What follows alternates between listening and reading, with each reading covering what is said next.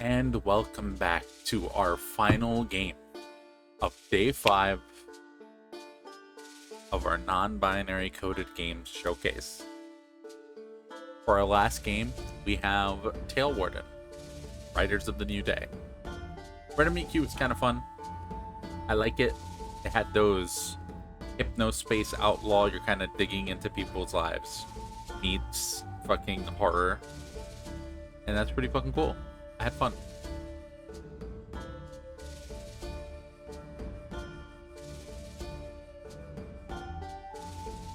I love me a good like Wild West cowboy experience. So like let's see how this goes. We're gonna get right into it. I'm at new game. First I'm gonna make sure we're recording, and then triple check that I did everything I was supposed to do.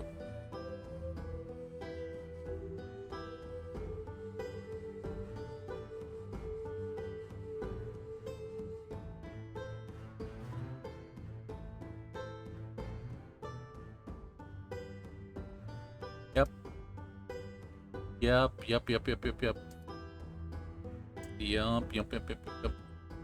Everything has been done.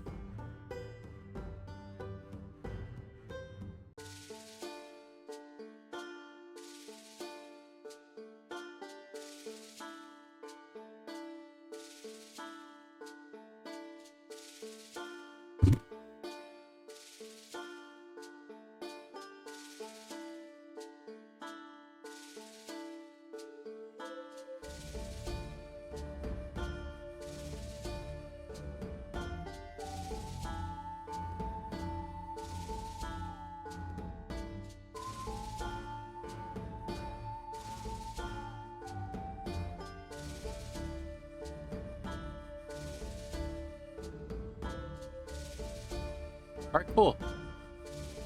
Yeah, in that case, since everything is been done for sure, new game. Start timer. This is a demo of Tailwarden, Riders of the New Day. In this version, we take the player through the very first moments of the game.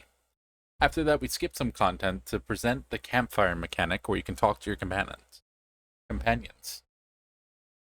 Okay. Understood. Does every existence have a purpose? Does creation have a purpose? Do you have one?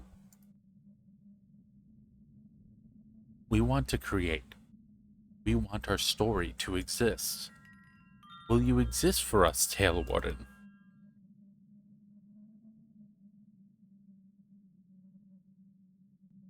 You're falling.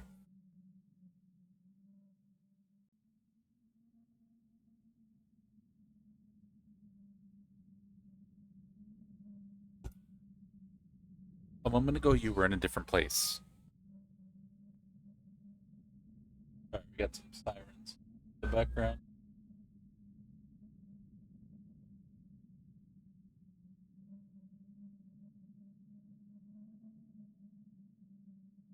Sorry about that. A moment ago, you were in a different place. Your home. Your room. But now, something is dragging you down. We are.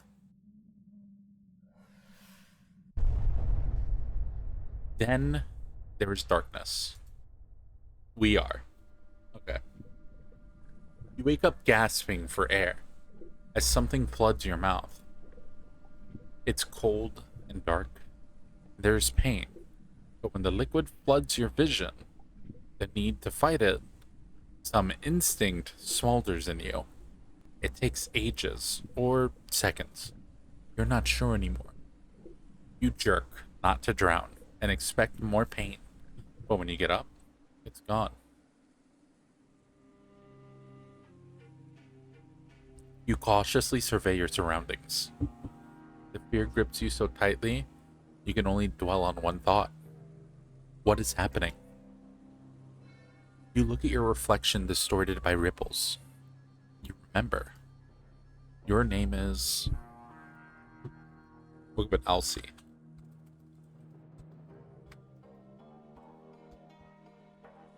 We should address you by she, her. What is going on? Where am I? You consider calling for help, but silence reigns here as if this place lay at the bottom of forgotten chests. Interrupting this tranquility seems unwise. You decide to stay silent or yell for help. Stay silent. You don't shout. Something or someone you may not favor can answer.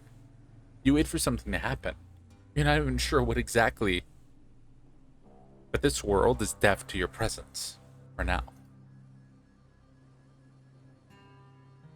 You push yourself to climb. You're greeted by a hostile desert, drenched in weary sunset. It's an alien world, a dispiteous world. I don't know that word. Dispiteous? Instinct whispers to you that you are not welcome here, and it's right. Look at the storm, look at the mountains, look at the roots. Look at the storm.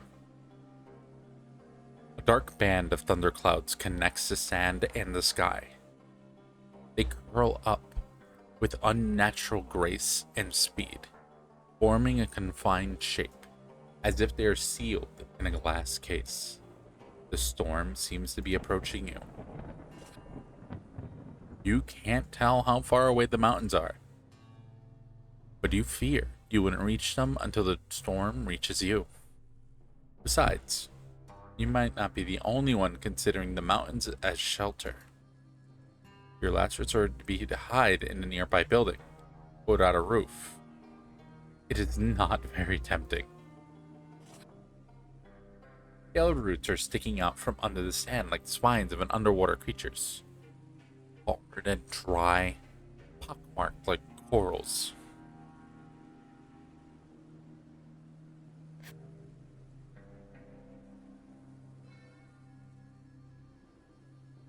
As you stand in a desert, you feel an inexplicable pressure. It's fear. How could it not be? But partially, it's a peculiar sense of being observed. There is no wind, and the air is odorless. Your ears ring from the uninterrupted silence of nothingness. Soon, the wind rises. The first thunder rumbles in the distance. The storm is getting closer. But storms don't move so fast across the sky. At least, not in your world. Should you hide? There's nothing around that can shield you from the storm. The best thing to do is hide in the crater and wait it out. What if lightning strikes while you're knee-deep in that liquid? As if mocking you, lightning cuts the sky. You'll risk your chances with the crater. When you listen to the sound of approaching thunder, a new sound catches your attention.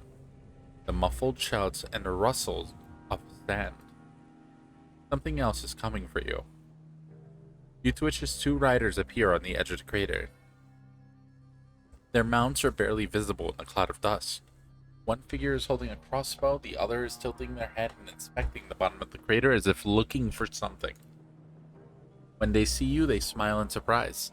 They both jump off their mounts. We saw you from afar. How brave of you to wander alone in this desert. You could easily be noticed by something other than us.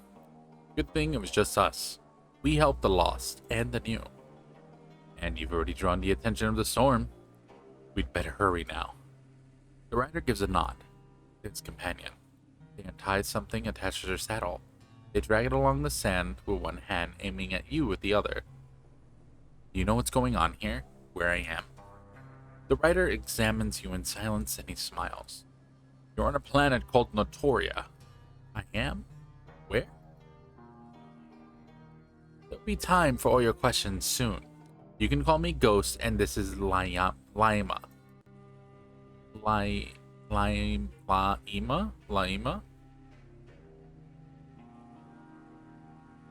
This world is indifferent to courtesies. The more reason to keep them so What's your name? The courtesies. The more reason to keep them. So, what's your name? My name is Elsie. Laima raises her crossbow slightly. Your watchful stare makes you anxious. You feel like vermin caught in a cage you have entered by yourself. Ghost nods and points to Laima's crossbow as if by boredom. You can hide it for now. Laima glances at him and follows the order. Ghost gracefully runs down the crater wall with his hands tucked behind his back. He stops in front of you, studying your attire. He looks to be in his 20s, yet he wears an expression meant for someone older. He exudes doubtless confidence. A necklace with a mirror pendant hangs around his neck. In its reflection, something shifts, an image that doesn't belong there, but the scene changes quickly, revealing your face. He nods quickly at Naima and shifts from foot to foot. Despite his smile, he glances uneasily at his companion and then at the sky. Naima slides down after him with the device tucked under their arm. The ease and efficiency in which they move suggests they've done this before. Their jaw is replaced by a metal implant, and their eyes are not human, nor animal, but are in fact two sparkling lenses. They look at you, not blinking once. Who are you two? We are the residents. We once fell here, just as you did, many, many sunsets ago. Here. Here, which is where? Here, nowhere. Everywhere? As I said, we call this place Notoria, and we will protect you from it for now. I remember falling. Am I dead? No, you were very much alive. You cheated death. Cheated? I don't understand. You will soon. We have a few moments to chat now. Did I really crash here by a comet? Are you asking because you don't remember falling, or because you don't believe it's real? Both. All I remember is something pulling me out of my chair, and the ringing in my ears and the ground coming at me really fast. And now we're standing here. Laima saw you fall from the observation tower. Your comet, if you will. We came as quickly as we could. So, it's real? Ghost gives you a sympathetic smile. It's more sad than pitying, which makes it seem sincere. You wrap your arms around yourself more tightly. It's been a long time since someone new has fallen. I'm glad.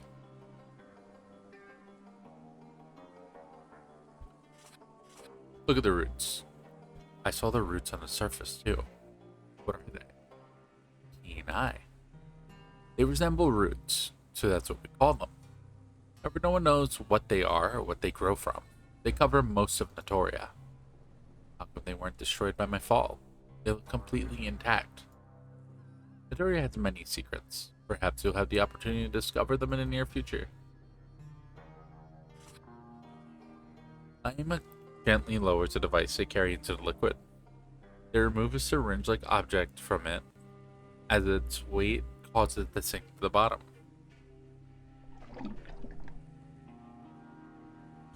A flexible black tube links the syringe to the device. As Laima pulls the liquid, the canteen gradually fills with shimmering goo. What are you doing?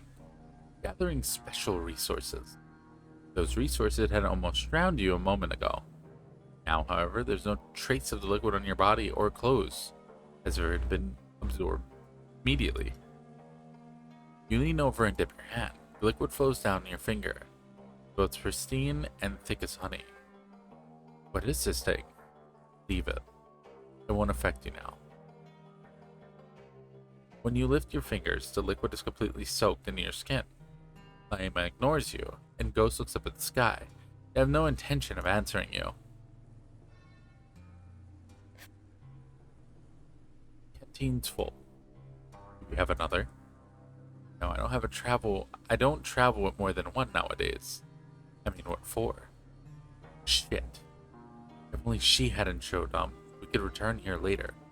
One canteen won't be enough. It has to be. Ghost leans and pours the liquid into the bottle he kept in his coat. I'll see you must hurry now, so allow me to make you an offer. You can go with us and we keep you safe. Or you could stay here and see what Faye has to offer. I dare say that would be brave of you. Lightning strikes in the distance. The mounts on the edge of the crater lift their heads and wail. Almost a human cry. She's coming. He offers you his hand. Alright, let's do it. You obeyed Ghost. Ghost approves. Ghost helps you climb to the surface. They seem cool. Another thunder rumbles across the sky. A warning. The wind hits you, and it almost pushes you back into the crater's belly. You hide your faces from the sand and approach the mounts. Don't look. Don't look Zahir's in the eye. It's by his warning you couldn't resist. We like that about you. The mounts seem emaciated to the extreme. Their bones push against their skin, which seems unnaturally smooth and shiny, like the belly of a dead fish. They have a horse-like muzzle, however their lips are slightly wider, and their teeth are dog-like sharp. They look at you wisely. You almost expected them to speak. Under your gaze, they step towards you, taking your interest as a challenge. They both bare their teeth. Their grimace unnervingly reminds you of a smile. I told you not to look them in the eye. They get reckless. They get restless. Now, you'll ride with me. The storm still catches up with you, roaring in rage. You can almost make out the words in the wail. As the clouds envelop you, soft feathers drift around. Even with your face covered, you can still feel the sand in your eyes and mouth. You curl up behind Ghost, clutching his coat. The only sounds you hear are the swish of air and the canteen banging against the saddle. Almost there! The mountains, distant a moment ago, now obscure the horizon and welcome you to the embrace. You're an insignificant speck between giants about to collide. Lightning strikes nearby. The mounts jump violently as the wind tosses and sand and metal parts, and something hits your leg. A scrap of metal slices into your skin. You scream. Your scream is lost in another thunder. As the darkness creeps under your eyelids, you notice a fortified gate implanted in a rock wall. Then you faint. Did our wish come true? Can you hear us? You wake up when warm air blows into your nostrils. Open your eyes. One mount leans his head over you, caressing your cheek. You're lying on the ground. Ghost pushes the mounts away, leans over you. His hair peeks out from beneath the hat, all tousled. Dust is settled on his face and clothes. Ah, you're big. You're trapped within four walls, with a single window next to a pocket door. Someone is watching you from the other side.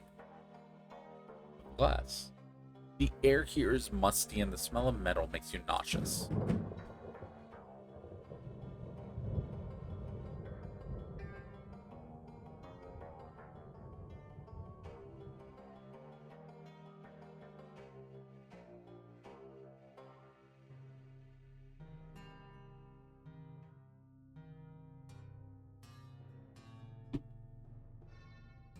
Something sounded like it crashed. Yeah. Oh, the dog is fine. That's all I care about.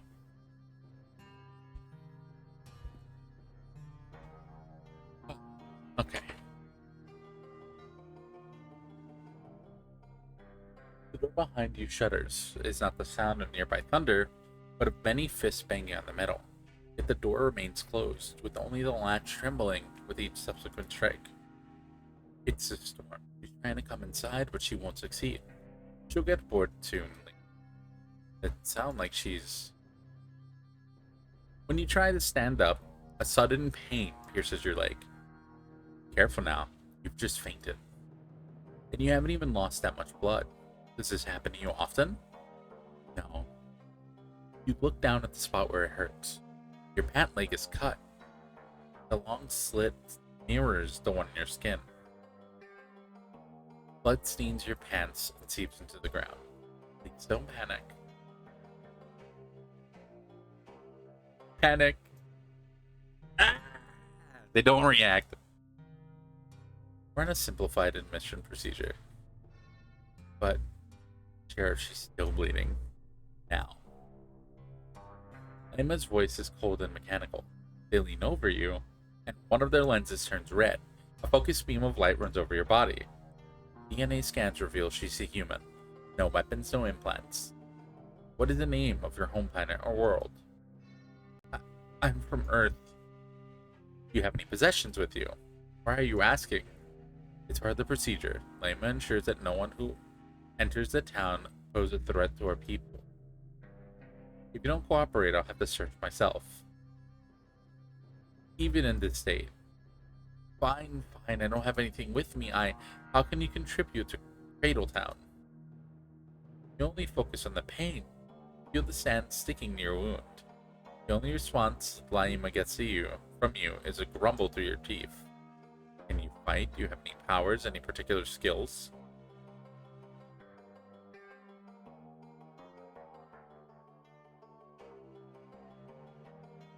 Powers? I don't have any powers. I'm just average, a normal person. What were you doing before the fall? I started the computer. I wanted to play. Are you a scientist, technician? Can you control technology or weave data? No. I just wanted to turn on a video game. You know, purpose. Just for fun. I turned on the video game because I wanted to play. A moment later, I woke up in the desert. Laima and Ghost exchange confused glances.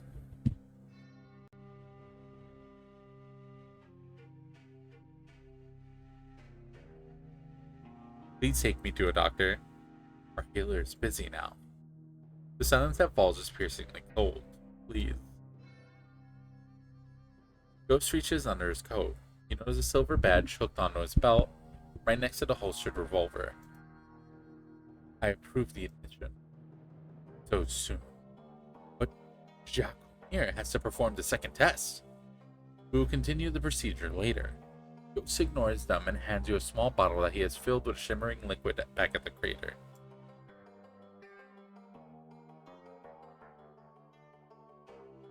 Pour it on your wound. It will help. Sure. Can't tell if his words are genuine or if it's a trap. The pain makes a choice for you. Not even rolling up your pant leg, you grab the bottle and pour the liquid over your wound. When the bottle is empty, Ghost takes it and hides it in his coat. It will not heal otherwise. You blink a few times, your nerves are stunned as much as you are. Your nerves are stunned as much as you are. Your wound has sealed. When you stand up, the pain disappears as if it was never there. What? How is this possible? Laima and Ghost exchanged amused glances. Rookie. You only survived that fall because this liquid began regenerating you the moment you hit the surface. We call it Nixa. So it's underground? Not quite. Whenever someone falls, the crater fills with it, just enough to save someone's life. We did dig for it, but never found a source. It's our most valuable commodity, and the only natural remedy whose effects you have just seen. We use it as currency and medicine, but each resident of our town can only request the amount of Nixa they are entitled to. You'll receive your share once you have proven yourself useful, and only if we decide to keep it. Then why'd you give it to me now? Take it as a credit of trust. We help those who need help, if they abide by our laws. We welcome them here and reward them for their work. And where exactly are we? Cradle Town, the safest place there is. The lightning strikes at the door and the sound echoes throughout the room. Even Ghost and Laima step back and the mounts shriek. So now I'm your prisoner.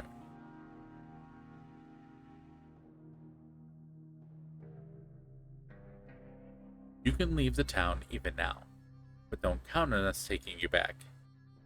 You glance at the door again. You'd rather take your chances here. Now I'm awaited inside. Please follow us. I will take you to the ship.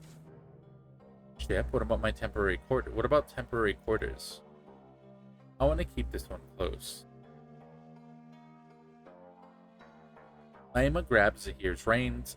They both head toward the entrance by the window. The doors open with a beep. You follow them in silence. You walk through the tunnel. Ghost sets the path way ahead of you, while Naima watches your back. The mounts follow you calmly. The walls are quite uneven, as if the tunnel has been dug up and sculpted by hand. Several floral bulbs, which have been hung using a string, illuminate your path. Raise your hand to touch them. I wouldn't do that. They can swallow your fingers. Touch anyway. You quickly slide your finger over the flower so I cannot retaliate for your rudeness. But the flower seems dead. You glance mistrustfully at Naima. Their lenses flash in response. Boo. Ahead of you, she fucking trolling me. I want to touch it. He's gonna eat my fingers. I want to touch it more. Ahead of you, another door emerges from the darkness. Ghost unlocks it with the door control panel and slides open.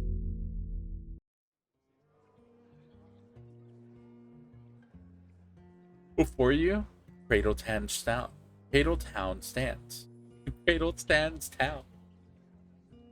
The air is thick with the warm, comforting scent of wood, blended with a subtle sweetness that's hard to pin down.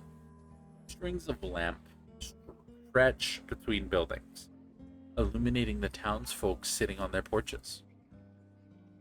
A few of them turn their gaze to you. Lenses flash and pupils widen. Some switch their necks at unnatural angles to get a better look. This way. Ghost leads you toward a narrow alley. He walks quickly, not bothering to hide his haste. Naima says their goodbyes and leaves, taking them out. You stroll down the littered street. Discarded cans and crumpled papers strewn across the ground.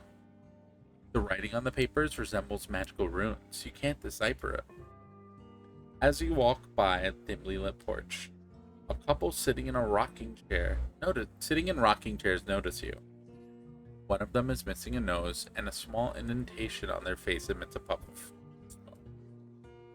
Hey Sheriff, found a salvation yet? It takes time. Yeah? So does the waiting. Who's that? The other person leans in, their skin a deep shade of blue, and is covered with tiny scales. They have fins for ears, surprise blossoms on their face. At the sight of you, their face at the sight of you, and their cheeks blush a warm lavender color. Do not concern yourself with us. Residents immediately look away and indulge in whispers. As I said before, it's been a long time since anyone new has arrived. You're sure to catch a few glimpses. As you follow ghosts through the labyrinthine streets, your eyes dart around the houses that line the way. At times, you catch sight of someone's eyes watching you from a window, but they disappear as soon as you look closer. You are not humans. Some residents are, like you and me, but others aren't. Are you disturbed by people who are different from you? Of course not. Besides, they aren't my biggest concern at the moment. You're not interested in who we are, but rather why we're here. Believe me, I wish I knew that too. Have you all fallen here from different worlds? Yes, we did.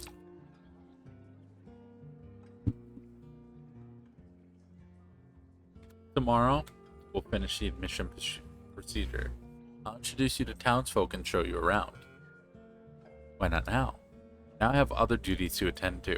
Here we are.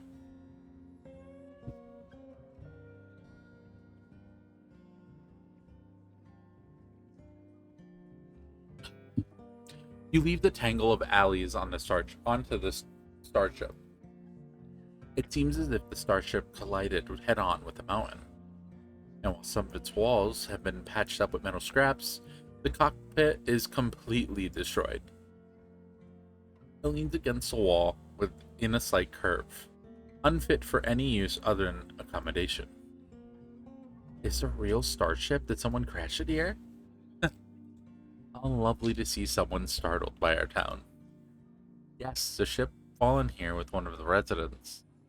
Town's creator, to be precise. Now it's home to me and my subordinates.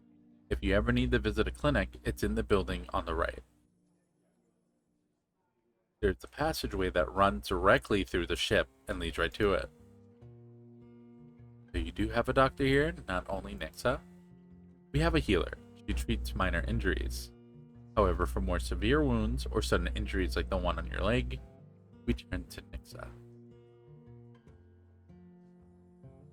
You approach the starship. Ghost clicks something on the panel next to the pocket door, which after a moment slides open.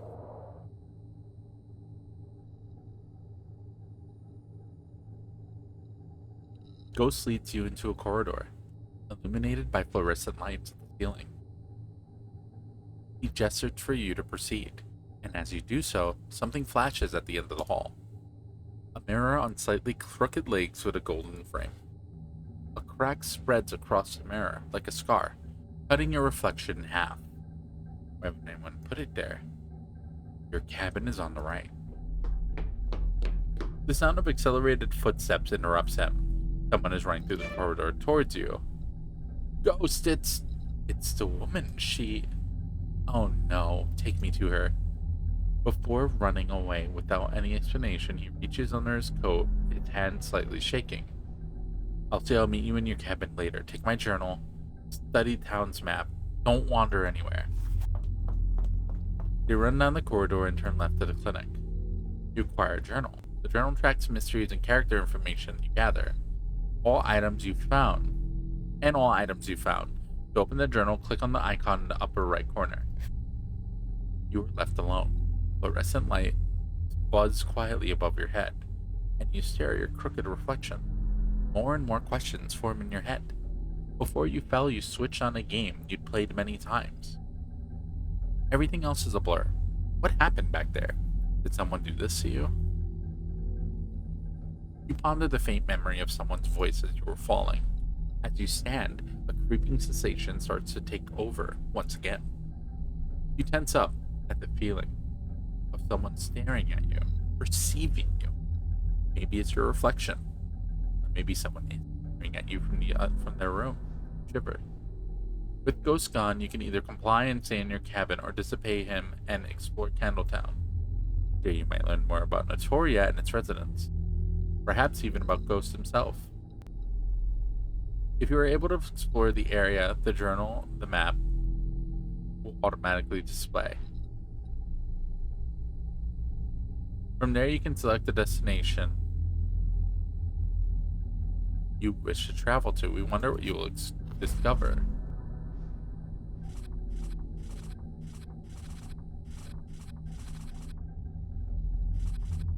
I wonder if we can actually go anywhere.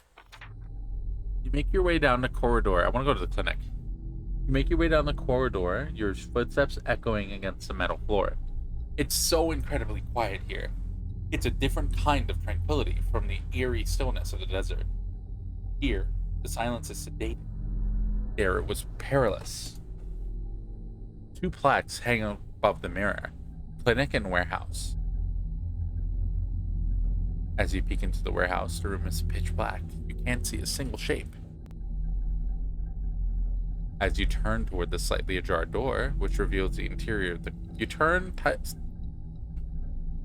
toward the slightly ajar door, which reveals the interior of a clinic.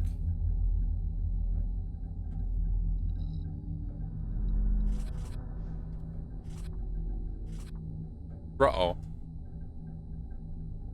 The metallic smell triggers your primal fear.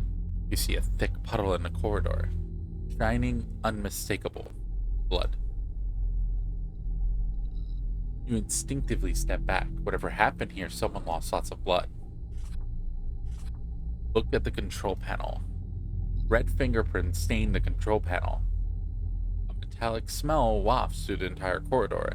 You feel a lump in your throat. So where is it? In your cabin. It's sleeping for now. Muffled voices are drowned out by the sound of some machine, and you can faintly smell disinfectant. You listen carefully, but cannot make out words. Someone moves behind the next door, and an argument breaks out. It's hushed to a whisper, but still full of tension. Is this our fault? I wanted to use more, but you ordered me. We must save those reserves. But why? If you'd only explain to me why. I don't doubt you, Sheriff, but I know when you doubt yourself. Just tell me, why did you order me to uphold our reserves? We have so little left anyway. Just follow the orders you were given. What about the canteen Laima brought? Save it. Just tell me, could you have saved her if you used more? I don't know if that would have made a difference. I had to perform a C-section. She was unconscious and losing too much blood. I could save her or the baby. As you approach her room, to hear better, you bump into the boxes stacked against the wall. You quickly retreat and hide behind the wall. You hear movement in the other room. When they resume their conversation after a moment, they speak too quietly for you to hear. R.I.P. Damn. Well, they saved the baby. They saved the baby. Damn. This sight was not meant for your eyes, and you know it. You return to the corridor.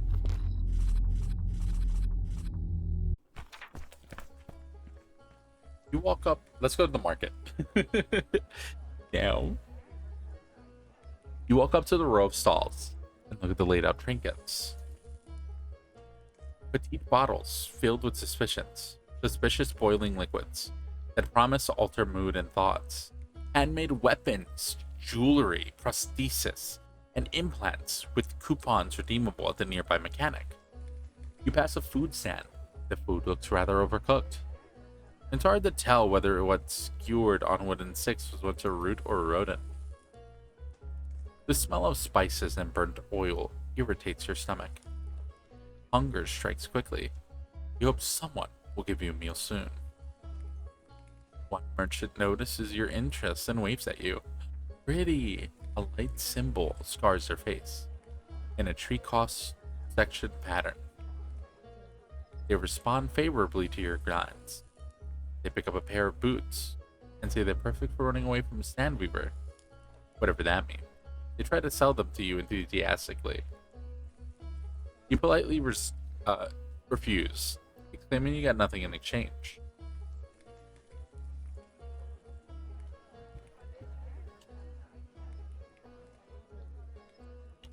You sell food? I don't, but you can buy crystallized wishes, chewable bones, or even fried cacti right there. If you're looking for something more concrete, you can pay me now and I'll ensure its delivery in the next expedition. When will that be? Well, I'm not sure, but I bet the sheriffs will finally allow one. I guarantee I won't make any extra payment from you. We have nothing to exchange.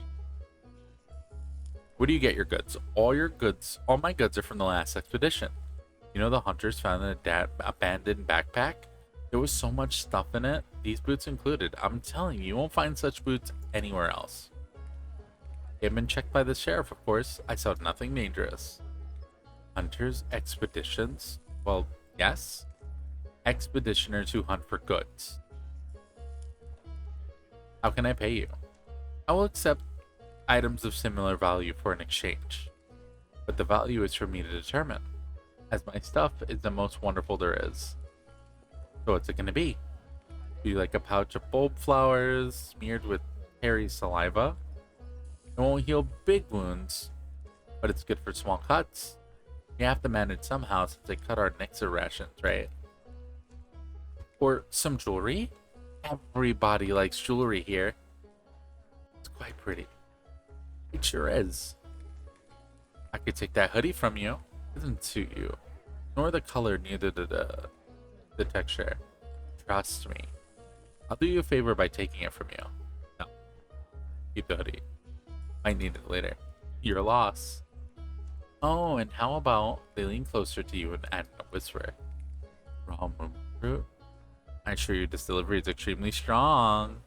Stronger than that diluted liquor Bell sells. I don't have anything for exchange. Then maybe you can go to the saloon and bring me any glasses. My glasses. I left them there last sunset. If you do this, I'll give you a sample of Moo. I might even add a hot gossip to it for free.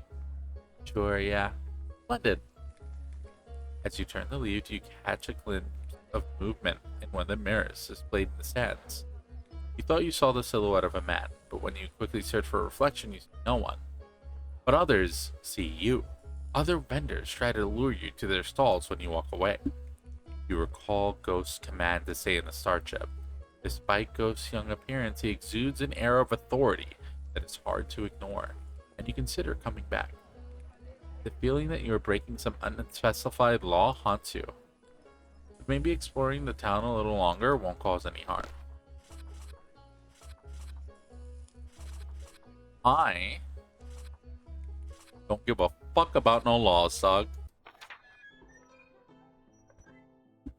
A little longer walk couldn't hurt anybody. Ghost can wait. You push the swinging doors open. You imagine the stare to receive as soon as you walk in. Just like in the movies. However, the noise and bustle help you slip into the bar unnoticed. Heavy cigar smoke scratches your throat as you move through the crowd.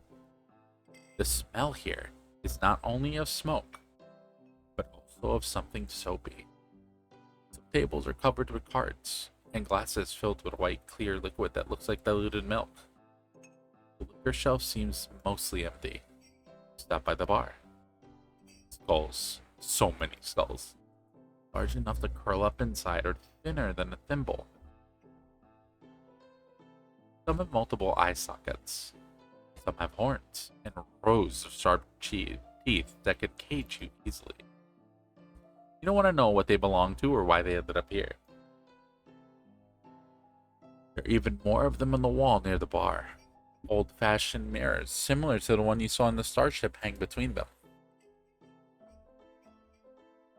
Under the skulls hang a notice board, pinned with handwritten messages and posters. Yes, those notorious wanted posters. All the drawn faces seem to mock you, and there are a lot of them. You look at the ones with the highest reward, quoted in Nixa. Milliliters. Quoted in Nixa milliliters. A condition is to bring them alive. Interesting. Wanted alive, the Shepherd of Misfortune. 950 Nixa. Wanted alive, the Storm Sailor. 950 Nixa milliliters. Wanted alive, the Poet of Cradletown. All of these people seem pretty cool. And all for 950. I guess that's our crew. We should assemble them. A shepherdess with a mantle over her shoulders. A woman adorned with jewelry and peculiar tattoos on her neck. A robot covered in moss, with the one eye broken. And a man with a large, thick scarf, as if his face was chopped in half. Can I help you? The bartender wipes a glass, his beady, shining eyes focusing intently on you. As you stare back at him, he snorts with amusement. So what do you need? Look respectfully. You stare at him a little too long. Did he say something? The bartender breathes heavily through his nostrils, displaying his annoyance. I'm Bell. I see you're a newcomer. The word of a new comet has not yet reached me. Did you get an expedited admission procedure or something? I guess so. The storm caught up to us, and the sheriff was busy. Send an expedition to gather more Nixa. She'll bury your crater with sand or scatter Nixa around with raindrops. Do you see how much they collected?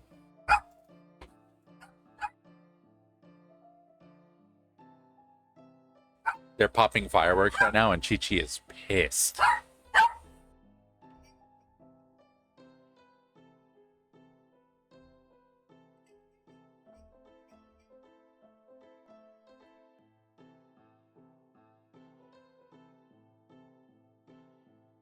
One henty. What? So little? They said they weren't prepared. They should have been. Doesn't matter. It's not your problem. Even if you're allowed here, Sheriff permitted you to wander only by yourself? No, but I wanted to explore. I don't blame you. But he'll be pissed. He always is. Usually over nothing. Fuck that guy. Ask about Cradle Town. It's a town, you're in it. I don't know what else to tell you. It has lasted longer than any other town on Toria that I know of. That's because it has good rules. The sheriff doesn't hesitate to kick out anyone who causes problems. It's a good way to prevent overpopulation. There is also plenty of work here, which keeps people busy. On Notoria, there aren't many things to do.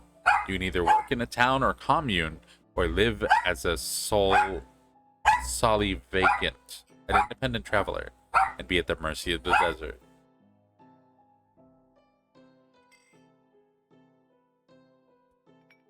I choose Cradle Town. What can you do in here? You can go entertain yourself. Look for a job on notice boards. Hell, you can even stand on the main street and sing. Some folks do that just out of boredom.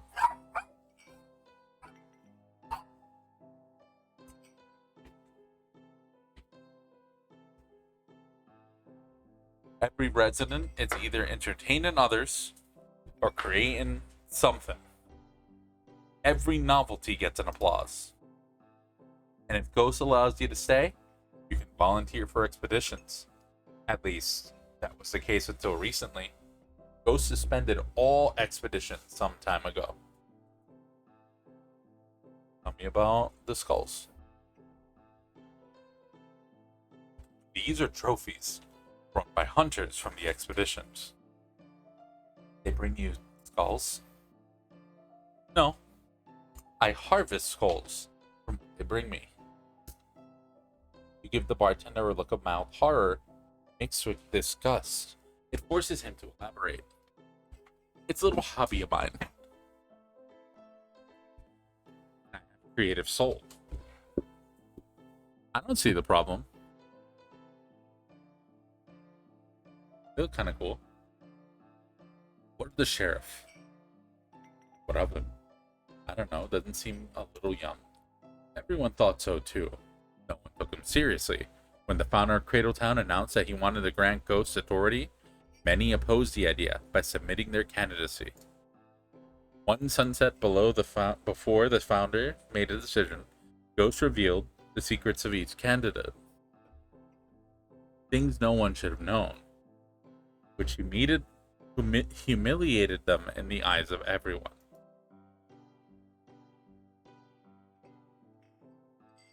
He promised that no one be harmed or suffered injustice under his protection. He knew the law can't just be bureaucracy, and he won. Till this sunset, he did keep his word. Whenever trouble starts, he shows up right away with Laima and Jaco, and they quickly settle the matter. But the bartender leans closer and whispers, covering his snout with a handkerchief. He promised he would find a way home, but that promise is aged like milk.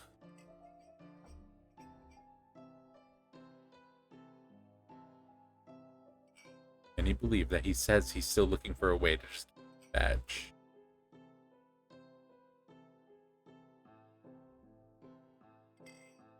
Bell, that's me. How long have you been here? No idea. It's been so long I barely remember my homeworld. But there was no sand. Here, there's lots of it. It gets everywhere. Since the sheriff's old squad found me, I haven't surfaced once because of that sand. What do you do here all day? Like everyone else, I try to stay sane. Liquor helps. And side sat? I visit my partners. So you never surface. Oh, too much sand and monsters. Okay.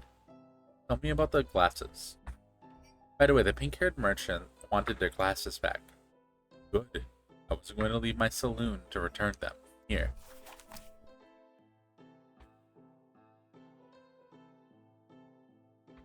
I think I'll be going.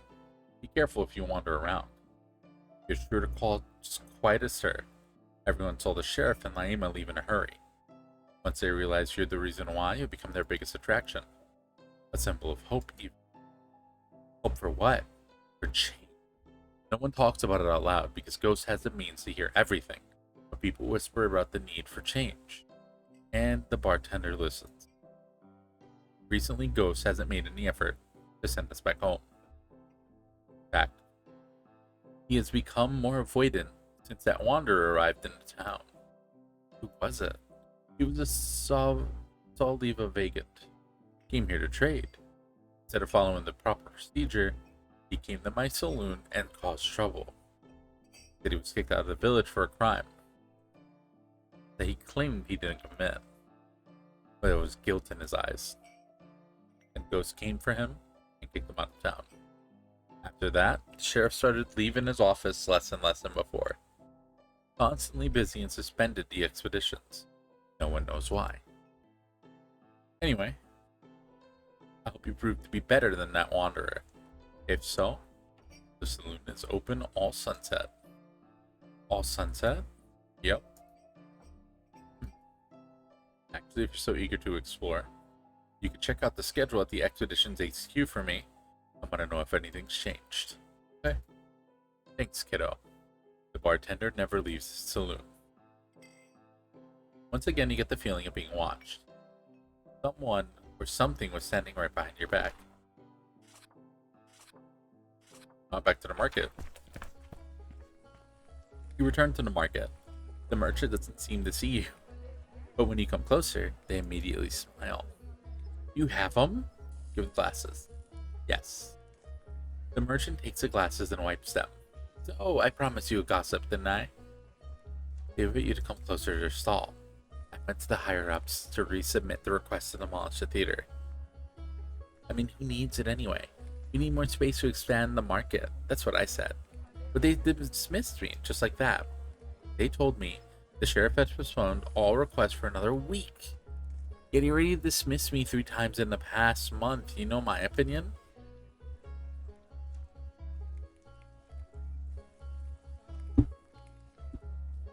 They put on their glasses and leaned for something hidden under a stall. I think he grew even more bitter after the shooting incident. Shooting incident? Oh, you know, when he allegedly shot off one of his own crew. They hand you something small, shaped like snail's shell, a root of some kind.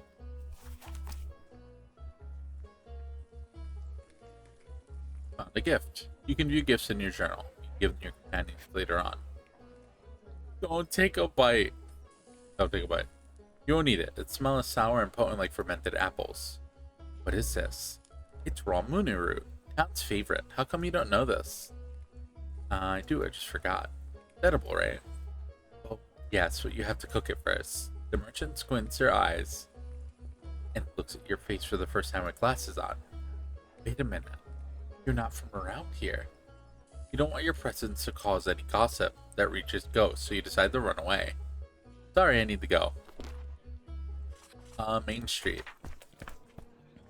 You wonder if Ghost already noticed your absence. Your silly anxiety persists, even though you were only gone for a short while. Maybe you should get back soon. Empty alleys lead you to Main Street. You whisper. It's high noon. Invades your invisible guns. Boo! Don't do that. Don't say that. Don't say that. What the fuck? Ew. Actually, don't do that. Don't do that. Fuck up Blizzard Overwatch. Fucking garbage. Coincidentally, a tumbleweed rolls across the street.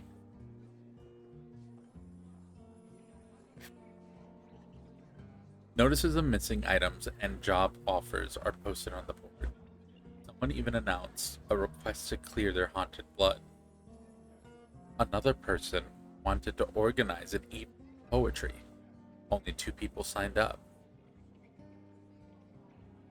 When you walk up to the board, you also see wanted posters you saw at the saloon. There is also an expedition schedule pinned to it by a nail. A big red line crosses out all the dates. Contact Laima if it's urgent. It says at the bottom.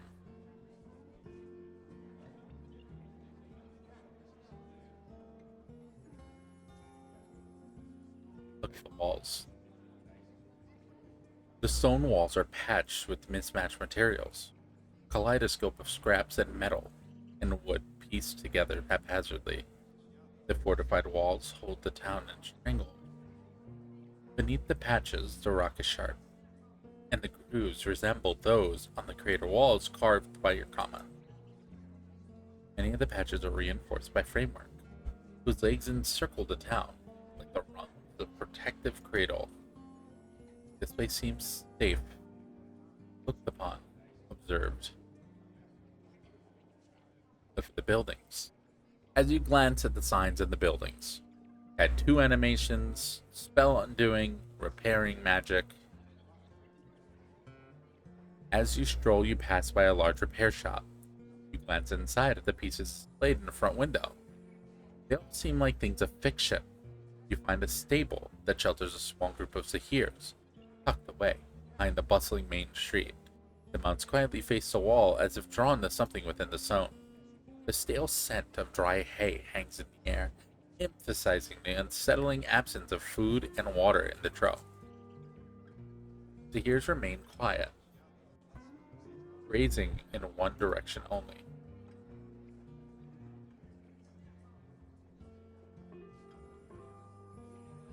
Look at the townfolk. Some of the townfolk are trading goods, while others sit around barrels, chatting, playing cards, or watching hologram images on small portable monitors, or ethereal smoke-like figures moving in someone's palm. There's a low hum in the air. Some of the residents are lifting objects around them without using their hands. You don't know if it's magic or technology. Here, they are intertwined. They couldn't be more different from each other. Yet you notice one thing they all have in common. Their faces reflect the same weariness and a strange indifference. Something in their eyes ages them. Perhaps the seclusion of this isolated place.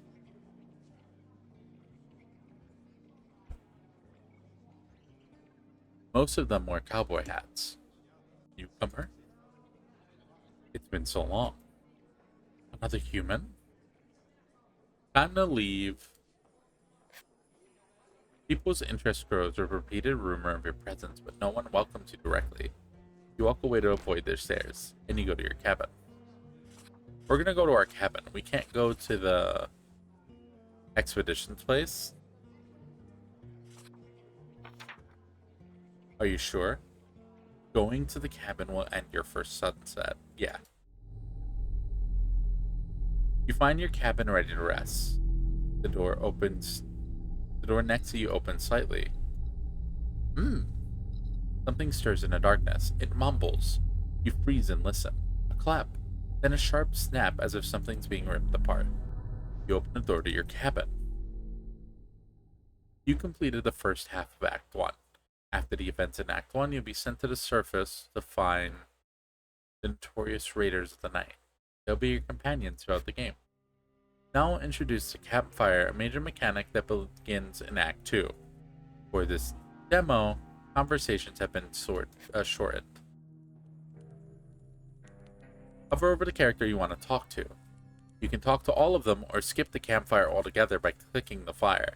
Engaging in conversation will increase your affection with, which will have a big impact on your story. Will you join the Riders of the Night, or will you rest? We're going to talk to them. We're going to talk to all of them. Let's start with Finch. As you approach, you hear music. Finch sits near the poet, plays the guitar, using his finely sculpted fingernails, shaping the melody into a characteristic sharp sound.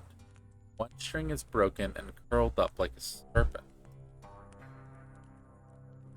As you approach him, he stiffs and puts down the guitar.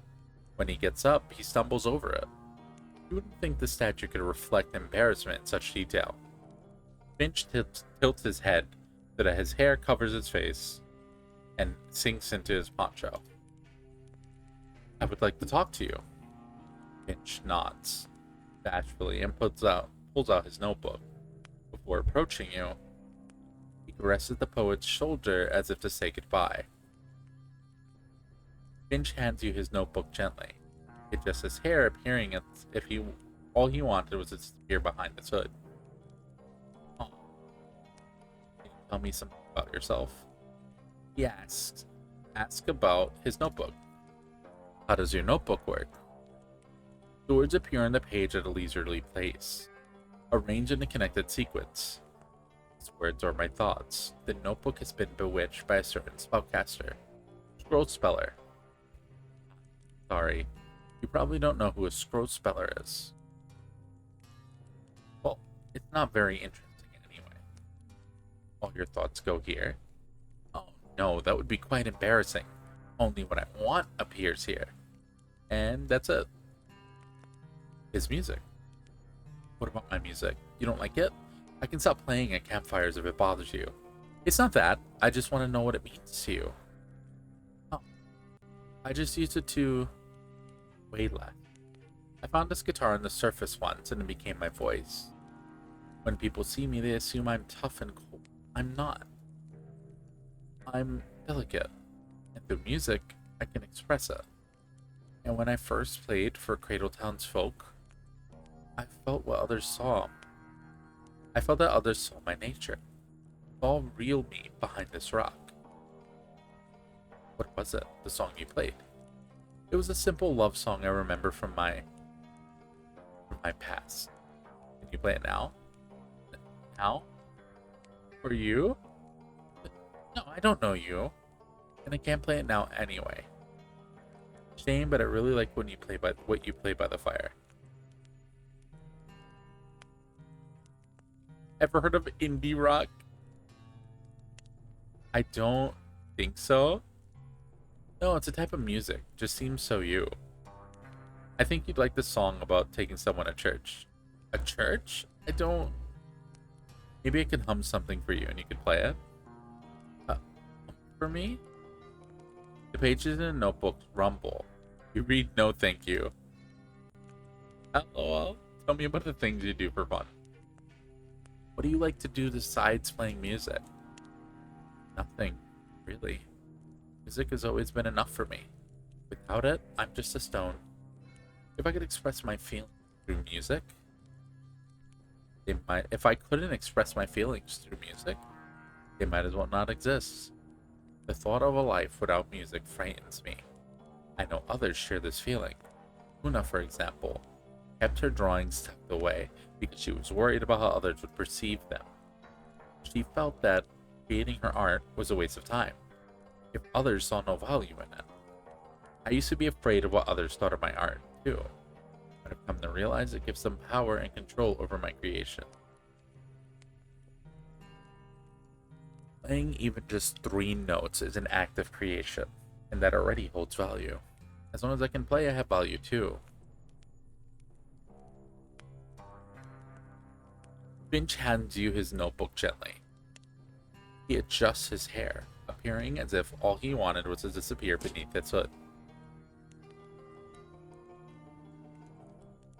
I have something for you. Each character may receive 1 gift per conversation. Gifts increase affection or decrease affection level. Some items will influence future interactions. If you don't want to give gifts, simply close the journal. Ah, you're cute. I mean, your gift is cute. Well, harmonica. I'll pass. I'll let you rest. When silence falls between you, it gets uncomfortable rather quickly. Finch brushes the sand with his shoe. After a brief uncertainty, he reaches out for his notebook, nods, and strides back to the campfire. Let's talk to the poet. The poet sits in the company of Finch, the robot, the statue. The robot and the statue gesture to each other. The poet's laugh is slightly distorted yet sincere, almost boyish in cheerfulness. You don't want to disturb them, but the robot glances your direction and waves invitingly. Howdy, Elsie. How glad am I that you joined us. Our level of familiarity requires us to get to know each other better to determine if we like each other. That's why I'm here, I think. I wanted to talk to you. With me? What a pleasure. Can you tell me something about yourself? Tell me about your skills. My lens provides something similar to X-ray vision and a thermal scanner. These have many applications, from weapon identification, field scanning, to lie detection. But you asked about my skills. Oh, I excel in anthropology. This knowledge was provided to me after I was taken from my planet and introduced to a new software system along with a different directive.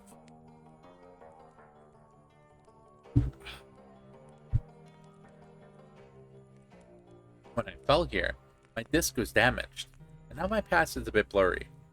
Spaceship landings carry certain risks in typical cases, and a collision, landing on an alien planet, when you're not buckled up, gives you even less chances. I think it was a wrench that hit my head and broke my lens. Good thing I didn't lose any data on my favorite original characters. Aww. Can you imagine if I forgot about them? It would be as if they never existed. But now I see I'm starting to bore you. I love them. Tell me about your title. Are you really a poet? I sure am. My official name is a serial number, which is, suffice to say, way less memorable than I desired it to be. Thus I rebranded myself.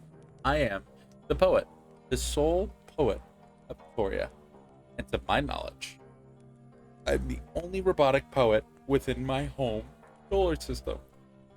I find this rather dazzling. So do not confuse my title with modesty. Oh no. I am much more than just my code. Yet to some, I am still a simple AI. I'd like to inquire about what is your opinion of me. You're not a poet, you're an AI? Damn.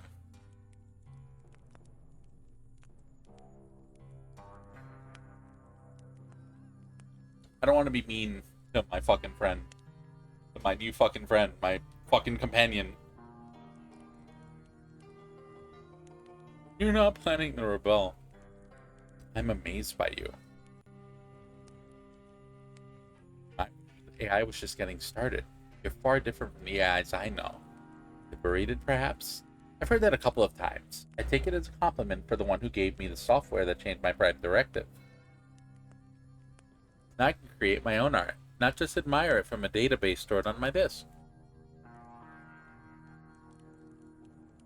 I won't blame you if you only see me as simple AI acting on its algorithms.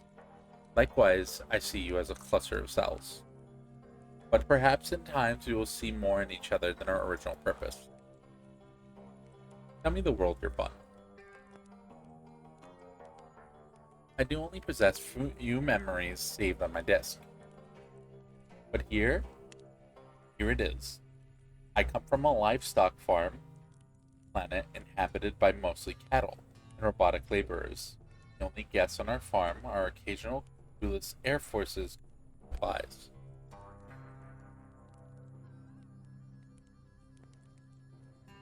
I didn't even see a human being for the first 80 years of my life existence.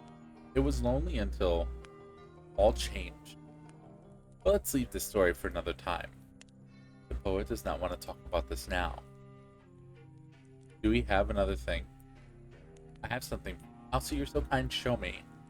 Nope, it's just a harmonica and the movement through. Don't mind. Could you kindly tell me what's going on in Cradle Town? Cradle Town itself seemed tired. The poet squints his eyes. Something in his forearm rustles as he corrects his hat in a haughty manner. Tired? I don't know if I could describe it any other way. It seemed old. And with people everywhere. There were so many mirrors. Who put them there? Sheriff. He believed they were meant to protect the town. I thought most of them would break. I'm glad they at least retained the hat tradition.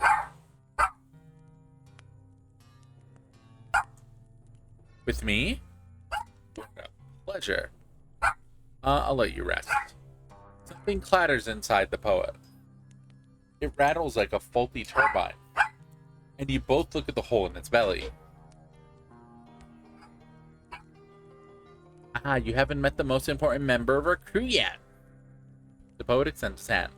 As if on cue, a small bird flies out of his torn abdomen and sits on his finger. It stirs up the dust that has been gathered in its nest. A small pile of random twigs and objects. Chirp. I love them. Her name is Lassie. She fell with Finch. So you can say that 2 finches fell that day.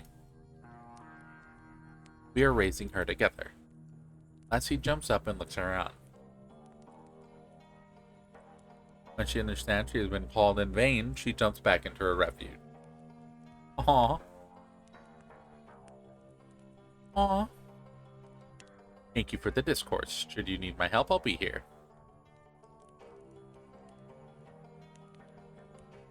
Let's talk to Zohan. Zohan sits on the ground, her legs stretched in front of her. Her dress folded up. You notice both of her legs are hooved, but one of them is metal. Prosthesis. With tiny mechanisms attached to the sides. A single branch snaps and sends sparks flying in all directions. Shit. Every single spark seems to find its way to Zohan, and they bounce off her prosthesis. She jumps up, precariously shaking off her dress and bumping into you in the process. Oh, what brings you to me? I wanted to talk. Lucky me. What's up? You're pretty. You're pretty. You're, pretty. You're, can you tell me about yourself? About your mental. I made it in my homeland. The yarn I used is made from the wool of my pet. Oh, and the strings sewn into our tents are made from... You can sew? Kinda. I can sew and craft some things on a kinda level. At least I did when it was fun. Now it's not fun. It's meh now. I don't have any inspiration. Besides, what would I do with another teddy bear made from old shoes? I can't take it with me unless it's useful, and my art was never useful. Anyway, my mantle is ethically gathered and vegan. I'm vegan too, you know. I wouldn't wear animal skin. But I can bite something non-vegetable if someone would want to steal my mantle. We Ors have very strong feelings about our properties. And very sharp teeth. I love her. Don't worry, I won't touch it. Good, then you keep your fingies. I love... Tell me about predicting the future. I heard that you can predict the future. How come you didn't predict that you'll meet me? It doesn't work like that. Wait, who... Right, Ghost told you that. I don't predict the future. I only predict possibilities. You can predict the possibilities with the dice? Are they magical? Far from it. They're unlucky. In my world, I once snuck into the town to see a play. I loved it. In fact, I loved it so much, I leaned too hard on the railing and broke it. So I stole that railing and ran away. Later, I made dice from it. So no magic, only bad luck. Or good luck. Depends on how you look at it. And that's all you have to know. Johan does not want to talk about this now. Tell me about the world you're from. My world? Whew. What a heavy topic. I'm from a small mountain village. If someone ever named my world, the tale of it didn't read us. What was it like there? Peaceful, boring. I'm Inor, a shepherdess from a clan that raises ohms for wool. Know what a sheep is? I do. But imagine a sheep almost 2 meters tall, with a long snout and funny wool. That's what ohms are. Oh, and they can sing. Sheep don't do that, right? So in conclusion, it was quite boring, though the singing was nice. And you? Where are you from? I'm from Earth. Is it peaceful there? Far from it. No wonder you don't have oom. Come to think of it, I do remember little from those days. Just a few events, the important ones, you know? The moments in between are almost as if they didn't exist at all.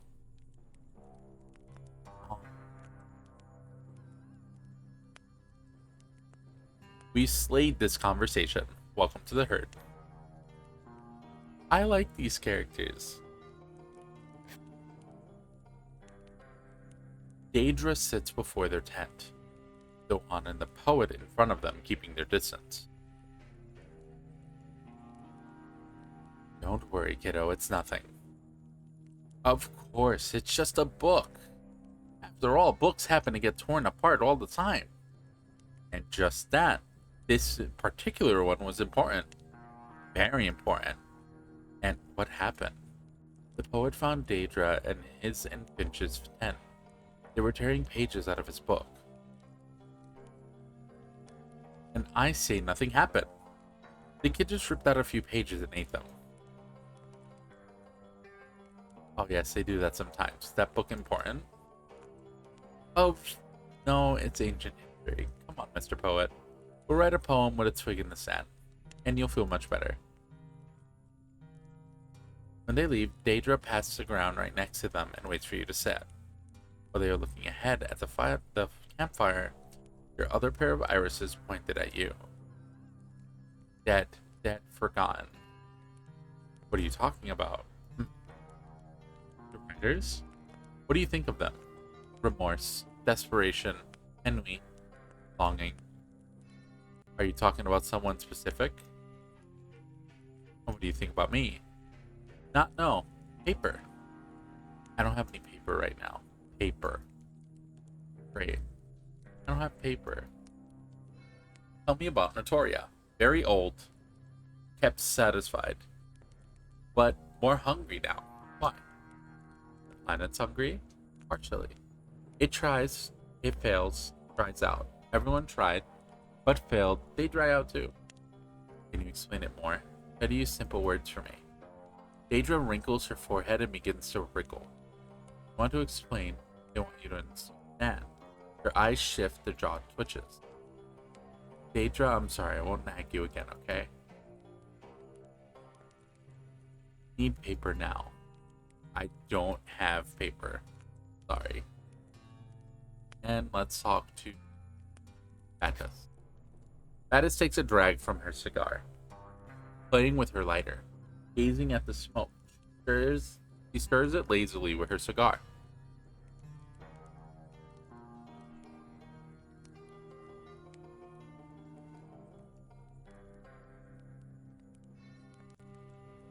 It twists and curls, forming a silhouette within the tendrils.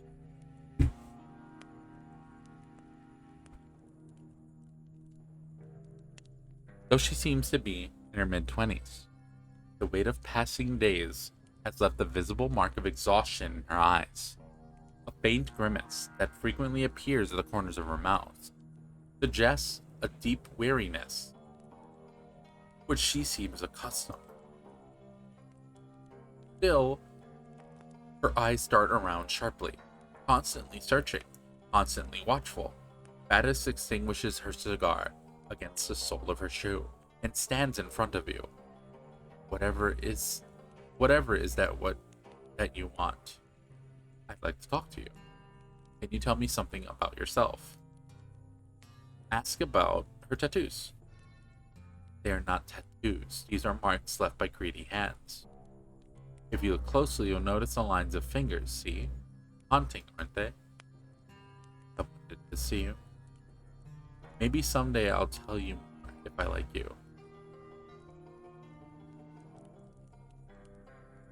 I'm sorry this happened to you. Greedy doesn't mean uninvited. I am also to blame. Tell me about things you do for fun. I tinker with things, and I think about cloud ships. What it would be, what it would take to build one here. You'd build an entire cloud ship alone. Nay, that's the problem. I was a decent shipwright, good at repairing ship. I wasn't good at building them from scratch. Aw, no. I thought many times about what I need to build one, but even if I had the right tools and engine, I doubt I could. I can help you find the right parts. I have looked for them and tried to buy some from traders, but they weren't any good. But it's nice that you propose it. Tell me about the world you're from. My world. It's been a long time since I thought about it. I don't remember many things anymore. However, I certainly remember how it was diversified. The working subworld and the upworld of hills high above the ground, between which one can only travel by cloud ships. I doubt you can imagine their horror and beauty. Ships gliding through the sky, cities built on the peaks of the lonely Decker Mountains, abandoned monasteries where stolen dragons were auctioned off, and storms, many wild storms. I traveled on cloud ship. There were times where we hadn't set foot on solid ground for months. What times they were. Maybe one day, I'll share a few sailor stories with you.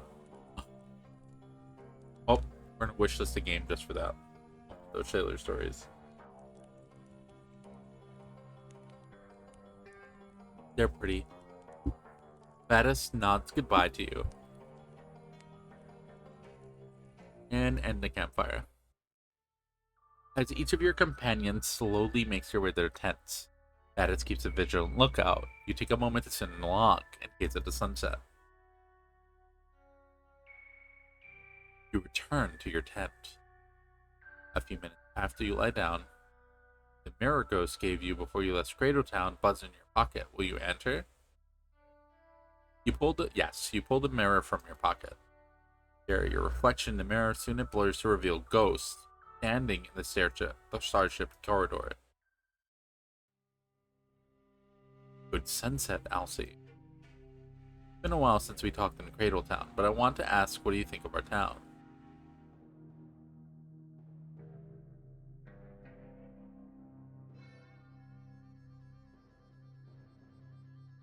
It's a western town, of course I like it.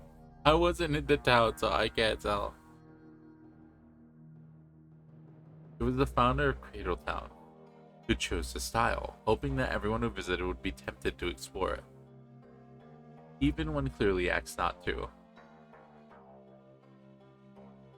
Your cheeks turn red. You didn't expect ghosts to find out about your little escapade. I just wanted to take a look around. I'm not surprised. My disorganization in this unusual situation prevented me from taking proper care of you. No wonder you search for answers. I'll let it slide this time. Who do you want to talk to? Let's talk to Ghost. What would you like to know? Can you tell me something about yourself? Your skills? My skills? I have the ability to find any information I desire. No secret can escape my notice, especially in Town. In fact, it's more of a blessing than a skill. Blessing? Someone cast a good spell on you? Something like that, yes, but it wasn't cast directly on me. That's a story for another time. Ghost does not want to talk about this now. Tell me about your world. My world, filled with narrow alleys that wind between towery tenements, all shrouded in fog. This fog has inspired our poets and become the subject of many studies. One of our legends tells of a powerful curse breaker who was once rejected by his lover.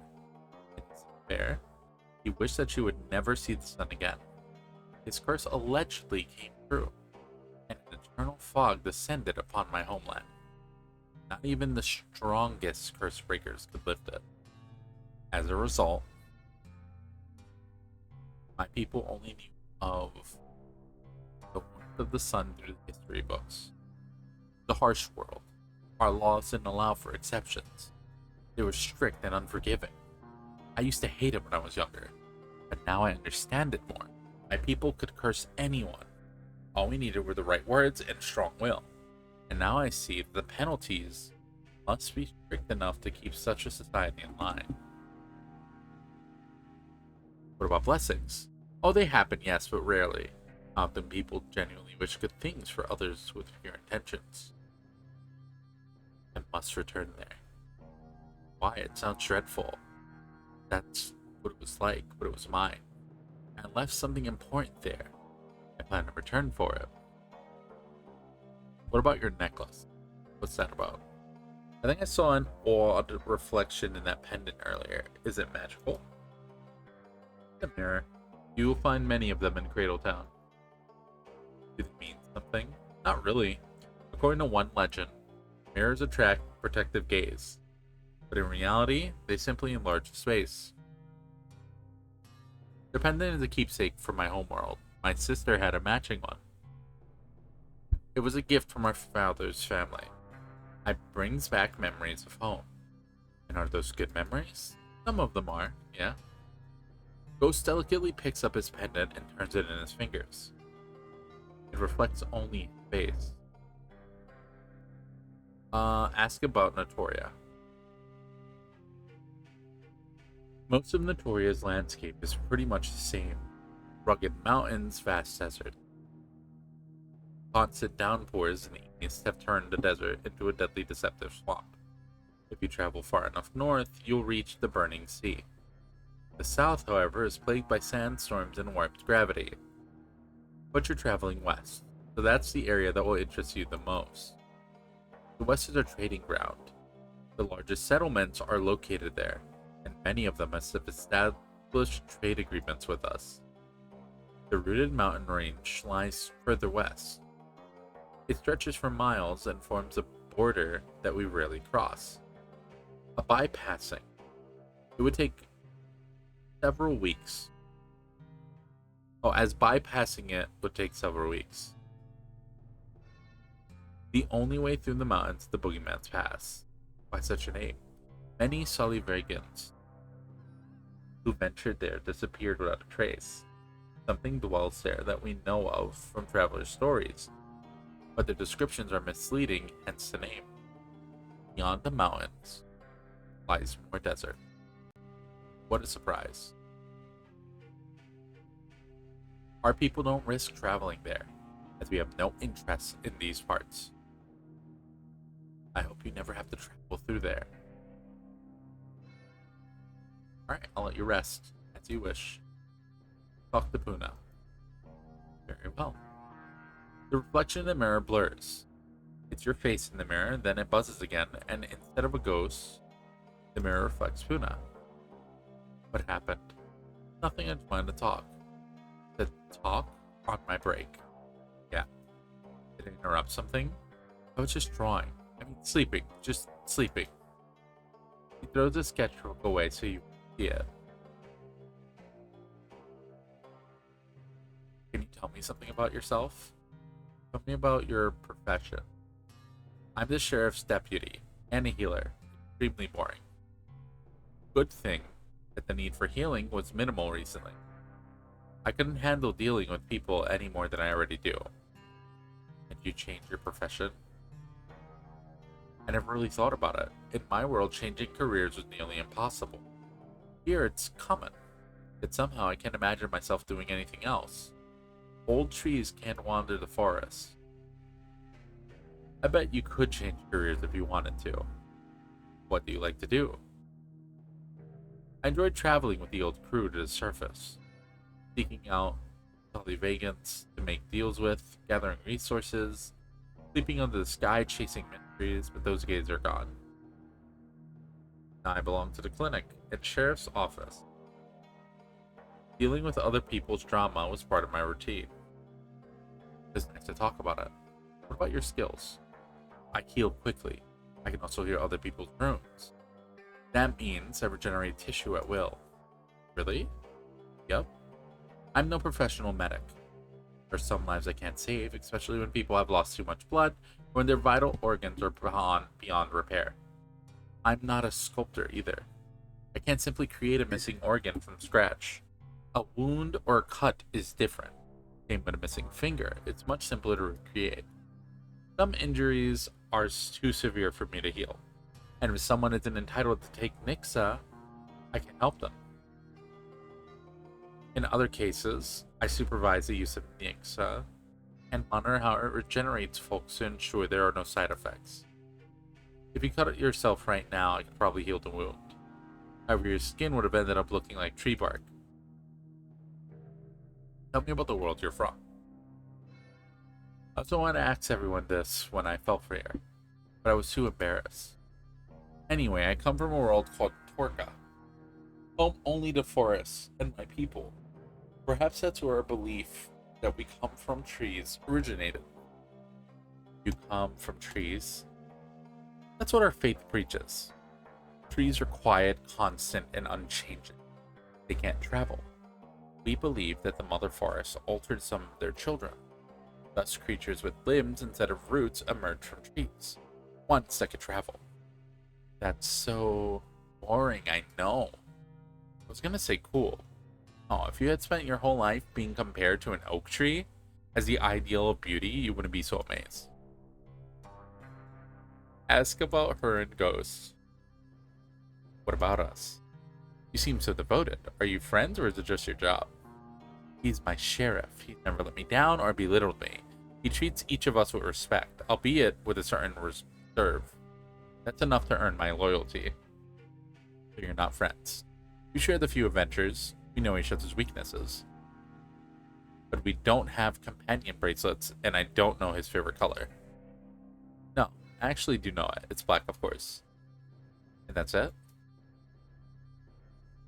The sheriff found me after I fell here. I was terrified. I shot at his feet and then I ran away.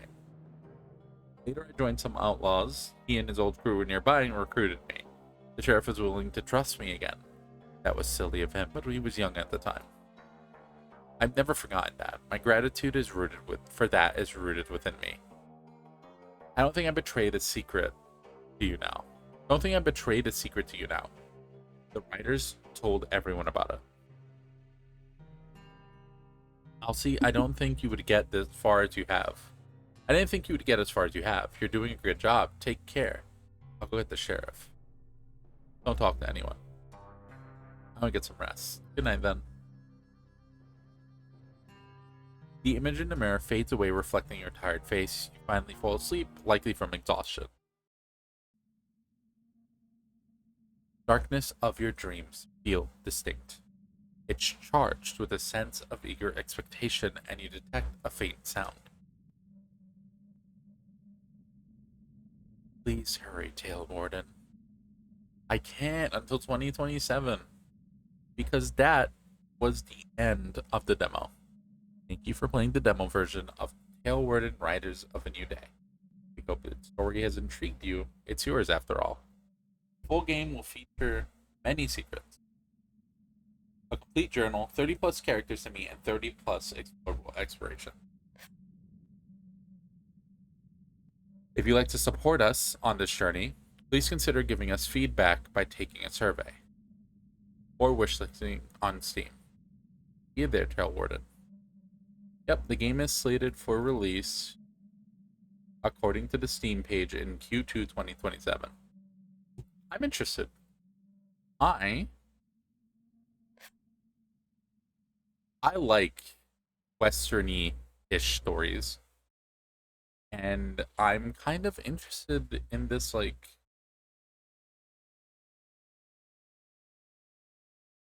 this mishmash of worlds. So many worlds together in a melding pot of a fucking world. I'm curious to explore both the world they're presenting and the worlds of the characters through the characters' interpretations. It's interesting, and the characters are kind of fun.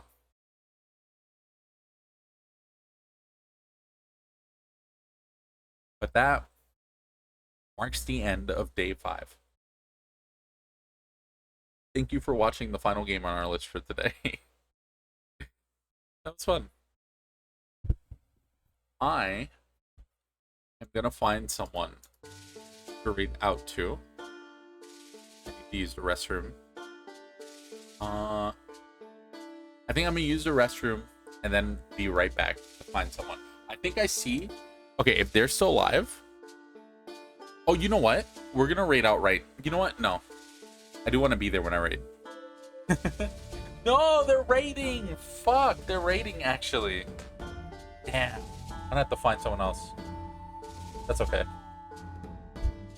Alright, in that case, we're gonna be right back. I gotta go pee, and we'll be back soon. And then I could look for someone. Maybe I'll look for someone while I'm away. I'll be back. I'll be right back.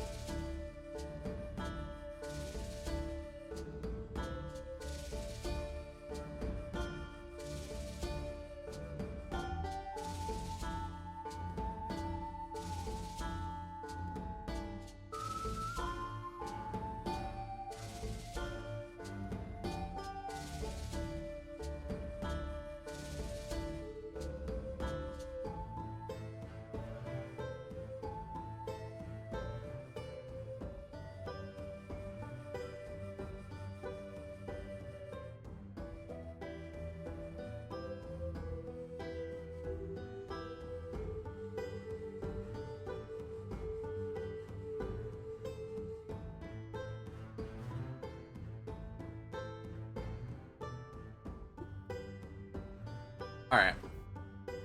We're back. Let's read out. I've been your girl, twitch.tv/AllisMoonflyer. You can catch me here 5 days a week. Thursday, Friday, Saturday, Sunday, and Monday. Thursday, Friday, Saturday, Sunday, and Monday. Let me drop a few links here. Here's our Blue Sky. Here is our YouTube channel. Here's our Blue Sky again because I can't spell blue. Here's our YouTube channel. And here is our donation link in case you want to support the channel directly. The best way to support the channel, however, is going to be word of mouth.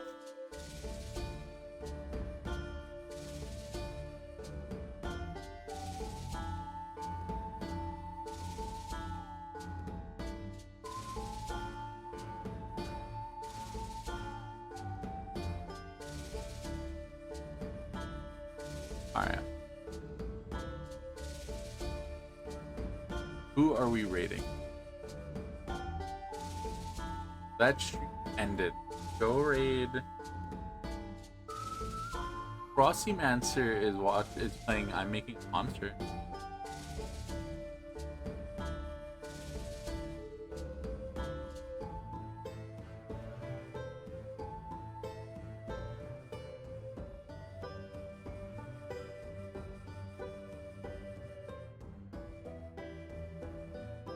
Go do that. Sure.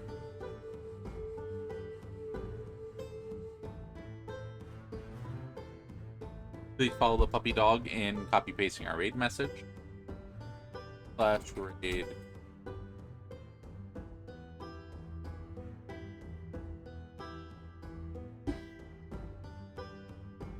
Frost Mancer.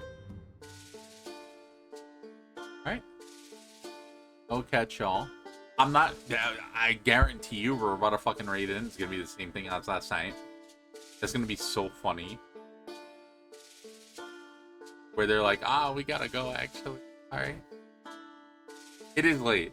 It is late, and I don't got no raid targets. But they were doing like a raid. They were doing like a raid train, so yeah. But maybe it'll be different. Let's show them some love anyway. Say hello. Alright. I will catch y'all later. Bye.